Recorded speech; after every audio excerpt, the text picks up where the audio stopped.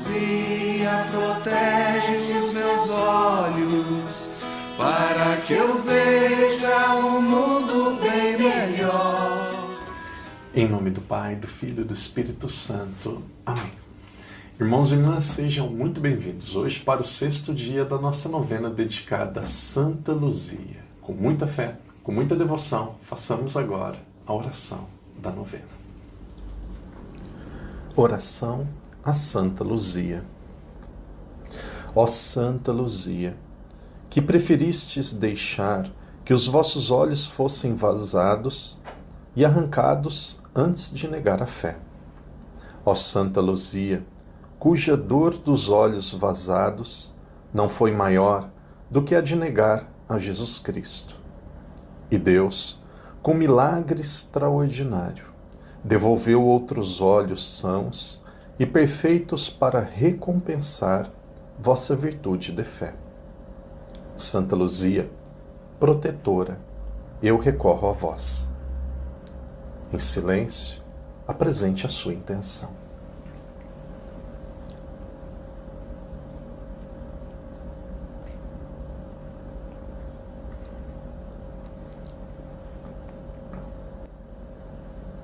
Santa Luzia, protegei a minha vista, os meus olhos.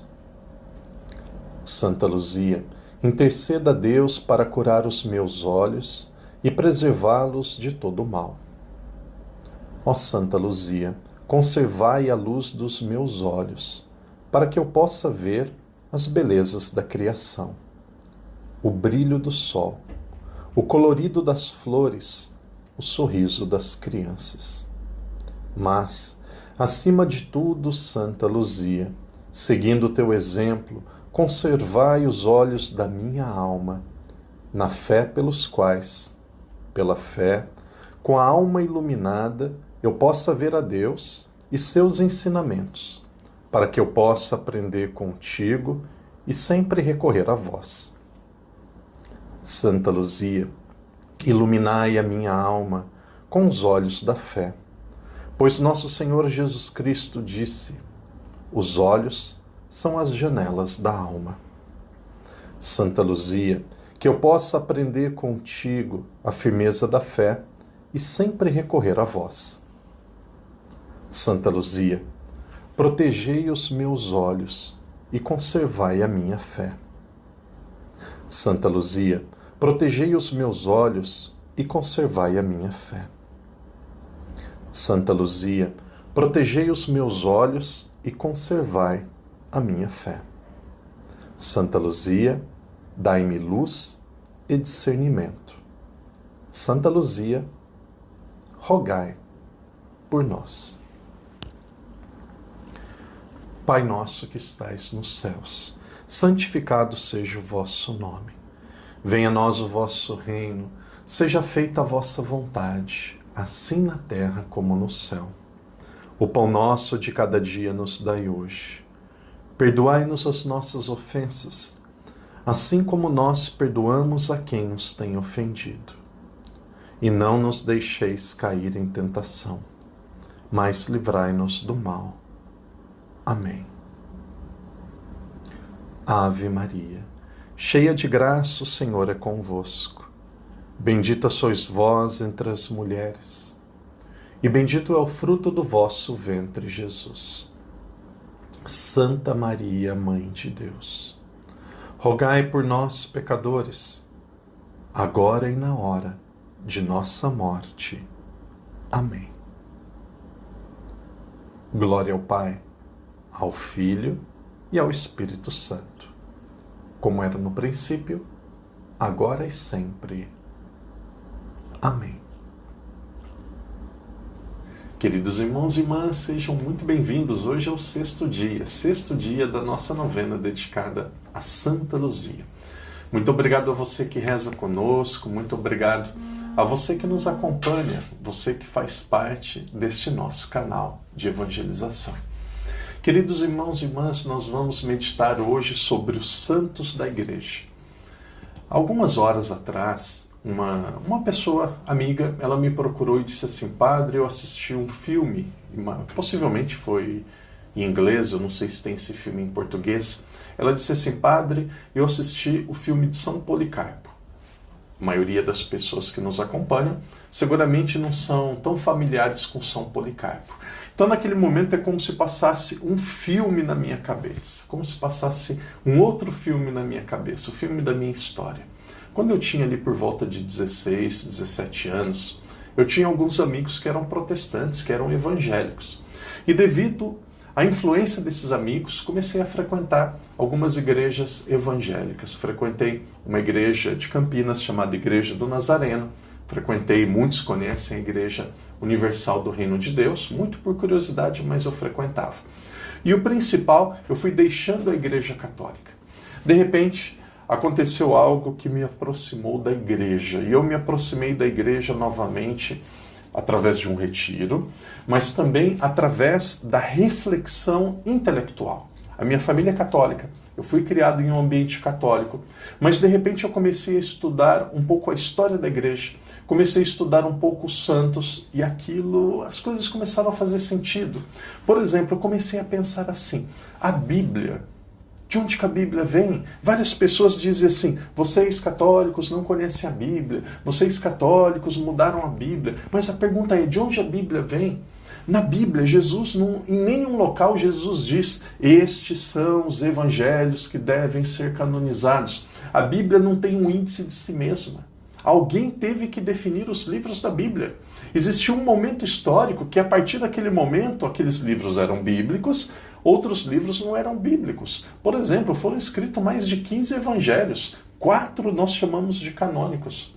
Quem definiu a Bíblia foi um Papa, foi a autoridade da igreja. Nós temos aqui São Damaso, ele escreveu uma declaração, promulgou um decreto chamado Tomos Damasi, onde ele dizia quais eram os livros canônicos. Ele disse: 4 são os evangelhos.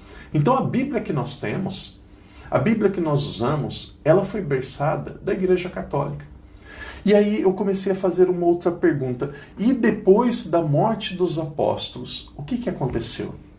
A igreja ela tem uma categoria de santos chamado padres apostólicos. O que é um padre apostólico? E aqui entra São Policarpo.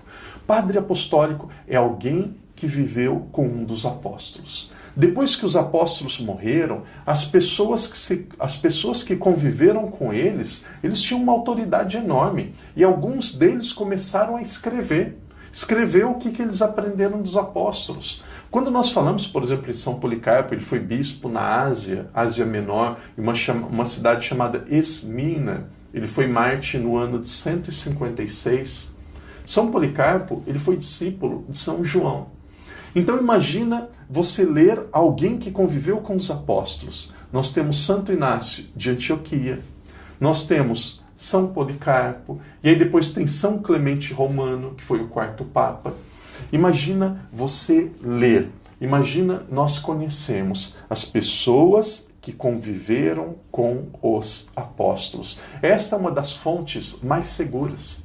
E quando nós começamos a ler essas pessoas, esses padres apostólicos que são santos, nós vamos perceber que aquilo que a igreja ensina hoje era o mesmo ensinado por essas pessoas.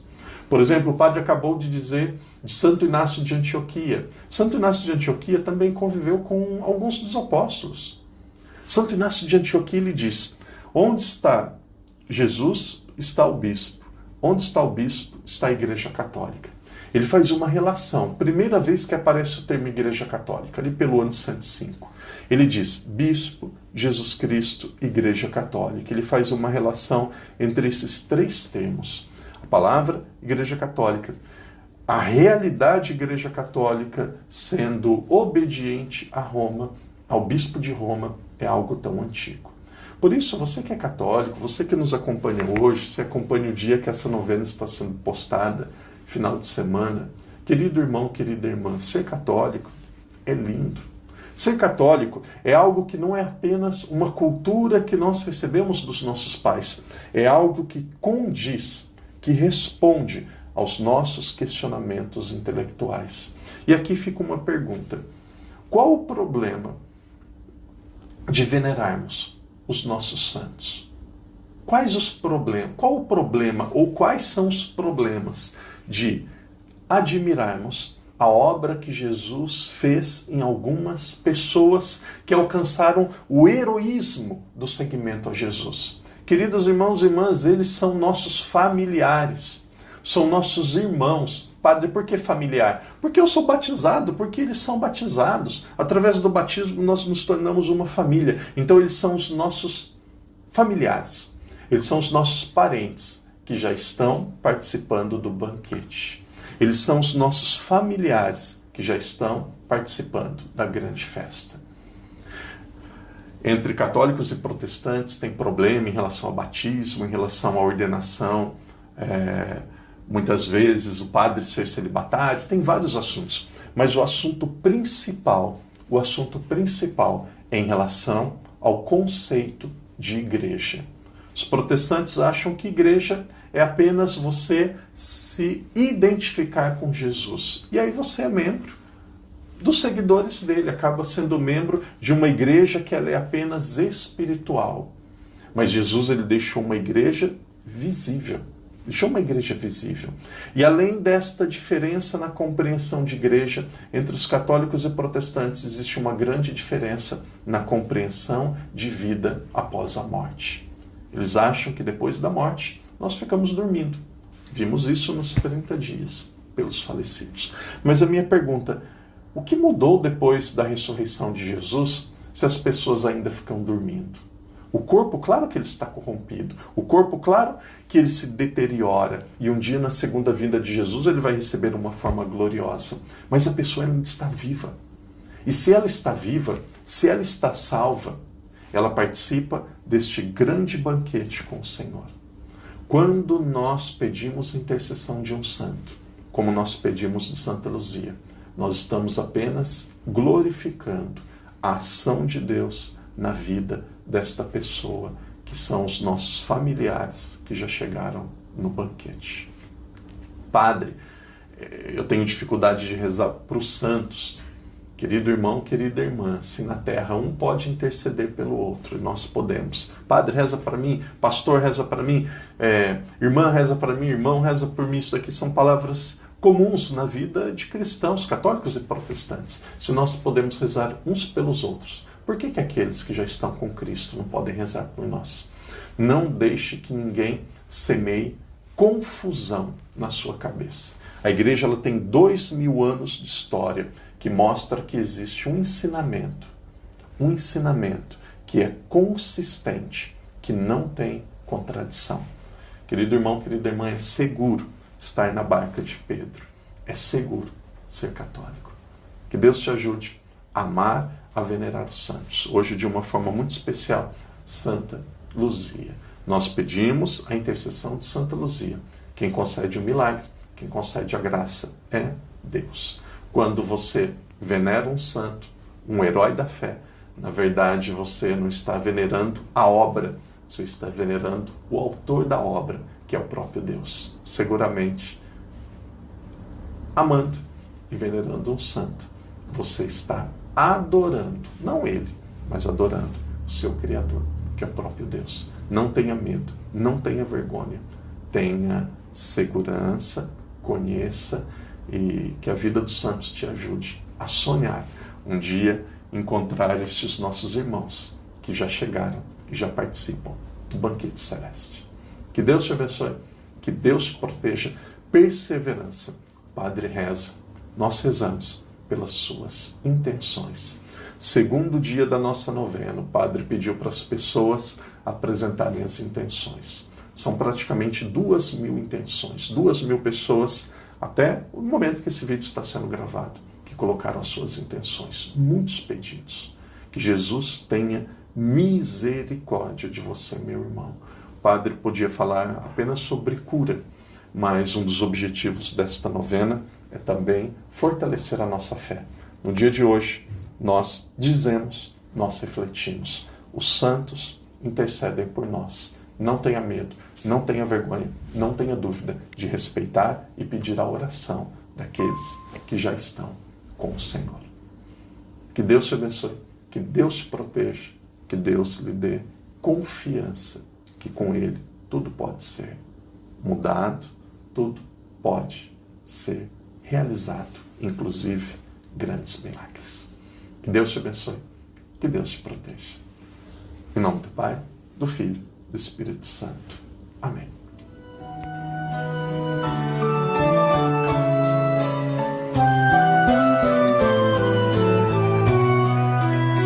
Santa Luzia, protege os meus olhos, para que eu veja um mundo bem melhor, onde haja fé e amor, onde a esperança seja sempre o motivo maior.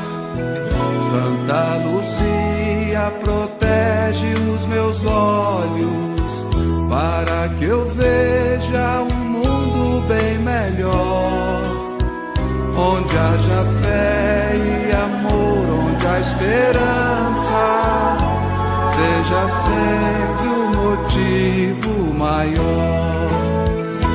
Quero ver justiça e solidariedade, quero ver a luz da fraternidade, quero ver o mundo mais igual, quero ver o bem vencer o mal. Quero ver justiça e solidariedade, quero ver a luz da fraternidade, quero ver o mundo mais igual, quero ver o bem vencer o mal. Santa Luzia, protege os meus olhos, para que eu veja um mundo bem melhor, onde haja fé e amor, onde a esperança seja sempre o motivo maior. Quero ver o sol brilhar para todos, quero ver chegar a vez de quem não tem, quero ver um sorriso em cada rosto, quero ver a paz reinar. Amém. Quero ver o sol brilhar para todos, quero ver chegar a vez de quem não tem, quero ver um sorriso em cada rosto, quero ver a paz reinar. Amém.